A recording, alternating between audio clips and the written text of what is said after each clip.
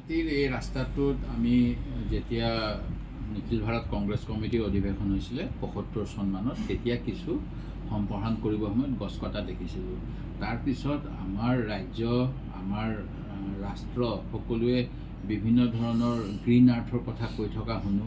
আমাৰ প্ৰধানমন্ত্ৰী ডাঙৰীয়াই বেলেগ বেলেগ ৰাষ্ট্ৰৰ শীৰ্ষ সন্মিলনত গৈ যে ভাৰতবৰ্ষই মানে ট্ৰি প্লেণ্টেশ্যন কৰিব, পৰিৱেশ ৰক্ষা কৰিব, এইবিলাক কথা কৈ থকাৰ পিছত বৰ্তমান সময়ত অসমৰ মুখ্যমন্ত্ৰী ডাঙৰীয়াই কেনেকৈ গুৱাহাটীৰ GS ৰোডৰ সেই পুৰণা গছবিলাক কাটিবলৈ অনুমতি দিছে এই কথা মই নাজানো। প্ৰকৃততে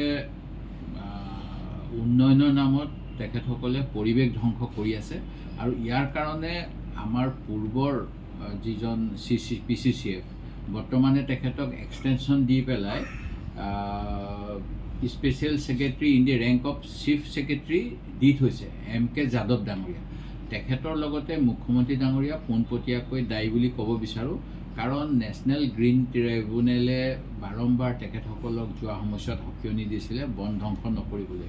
বন ধ্বংস কৰাৰ স্পষ্ট উদাহৰণ NGTত সোণাই ৰূপাই বনাঞ্চল ধ্বংস, হাইলাকান্দিত কামাণ্ডো বেটেলিয়ানৰ কাৰণে বনাঞ্চলৰ মাজত কেম্প বনোৱা ৰিজাৰ্ভ ফৰেষ্টৰ, তেনেকৈ শিৱসাগৰ জিলাৰ গেলেকী ৰিজাৰ্ভ ফৰেষ্টত কামাণ্ডো বেটেলিয়ানৰ কাৰণে বন ধ্বংস কৰি কামাণ্ডো হেডকোৱাৰ্টাৰ বনোৱা, এইবিলাক আৰু শেহতীয়াকৈ কাজিৰঙাৰ মানে যিটো আমাৰ অভয়াৰণ্যৰ কাষত যি 5 ষ্টাৰ হোটেলৰ কাৰণে তাৰ কাৰণে তেওঁলোকক চৌকজু কৰিছে।